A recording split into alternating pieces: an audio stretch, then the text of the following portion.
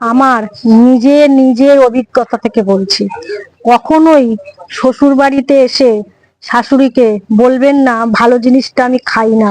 এই ধরুন যেমন মাংস, যদি আপনি বলেন আমি হাড় পছন্দ করি, মাংস খাই না, বিশ্বাস করুন, যদি আপনার ভাগ্যে আর মাংস জোটে, শুধু হাড়ই জুটবে।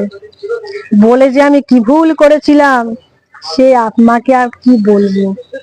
তারপরে ভাবেন, আমরা জানি যেমন লোকে করে, যদি শাশুড়ি ঠাশুড়ি কত আলাদা থাকে আর কি, বৌমারা আলাদা থাকে, কোনো কিছু যদি জিনিস দেয়, কখনো বলে এরকম আমার জানা নেই, আমি তো দেখলাম কোনো জিনিস দিলে কি বলে যে এনে তোরা সবাই মিলে খাস, বা দিয়ে গেলাম। কিন্তু যদি কোনো শাশুড়ি মা কোনো জিনিস দেওয়ার পর যদি বলে এই এটা তুই খাস, আপনার কি ইচ্ছা হবে সেই জিনিসটা টেস্ট করে দেখা? খেতে ইচ্ছা হবে?